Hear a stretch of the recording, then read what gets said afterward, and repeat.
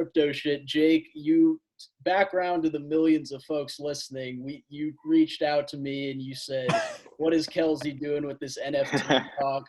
Calling crypto or whatever it is, calling everything an asset class." You had your own criticisms. You're smarter than I am.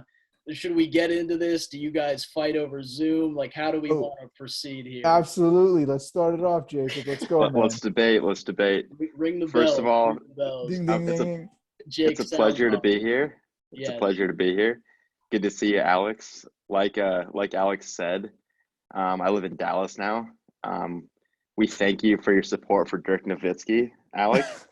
However, we would not encourage you to show that support by purchasing NFTs.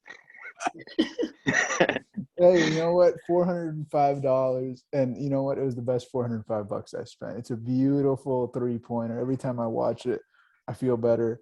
Alex, have I shown you this NFT?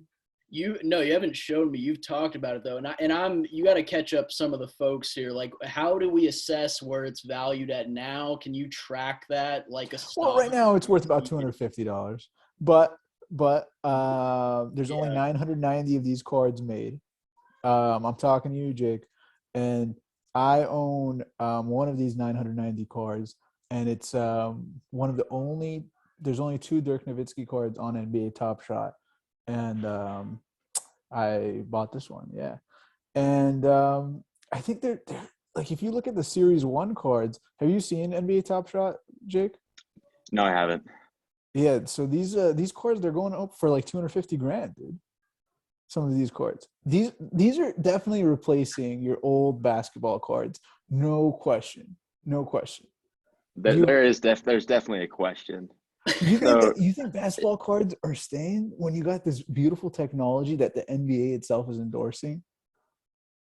So if I own a basketball card, a physical card, there's only one of those cards. Right. Okay, so if you own an NFT, you own like an IP address or whatever it is, but anybody can look at it.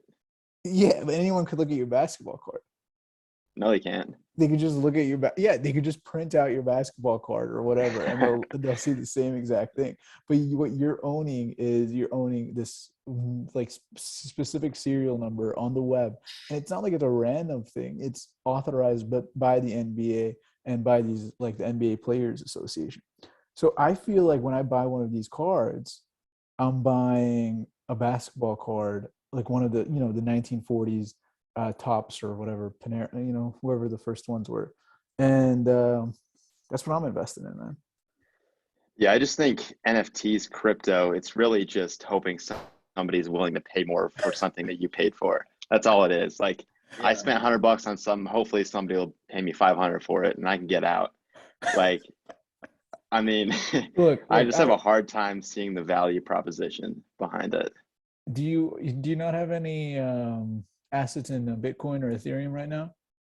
I do not. Really?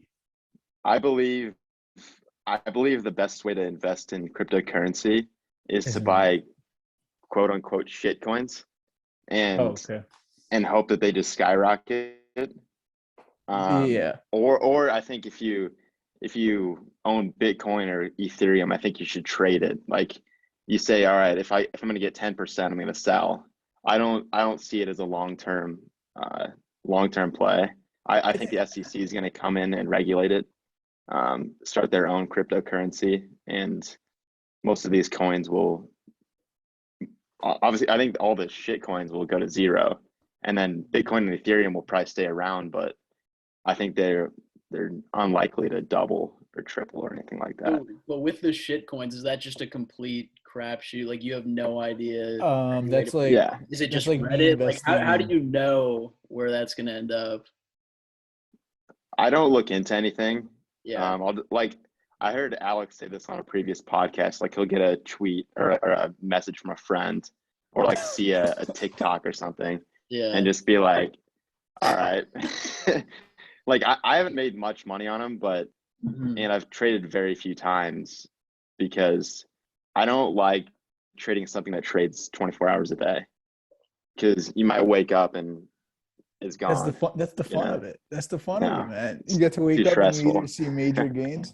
Actually, there was did I say this on the last episode? I got into a major shitcoin, Euroship. Yeah, you've talked about it a few times. It's like the dog of Doge, or it's the baby of Doge. It's the parody of Yeah. Doge's parody, Shiba, Euroship. Not doing too well, folks, but guess what? You know what? All it takes is one crazy push. I like what Jake was saying. There was an article actually that if you invested $1 in Shiba on January 1st, 2020, you'd have approximately $1 million right now. That's not bad. Just saying.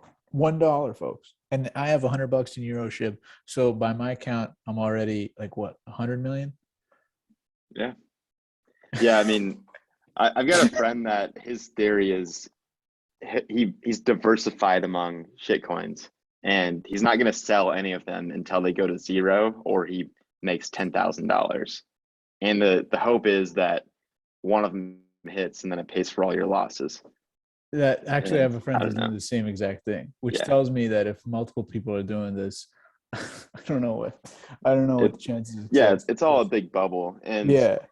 one thing I've seen with NFTs is it's hard to know what's true when you're just reading on the internet. But so people are allegedly selling to themselves. So they have this picture of a monkey, and Oh, they that buy it one. for like it's $400, and they sell it to themselves for 100,000, and then they sell to somebody else for 50,000, and they just made $50,000 off nothing. That's a pretty good strategy right there. Yeah, Well, Jake, I don't know if you heard this episode, but I did buy a Dwayne Wade card for I've heard them all. $250, and I ended up He's a selling supporter. it He's on the for. Patreon. Yeah. He's on the Patreon. He's on your OnlyFans too. Yes. All right, keep going, Alex. And I ended up selling it for $11.50 to a real person. Yeah, Just letting you know. yeah. I mean, congrats. I mean, I think you just got to get out before the party stops.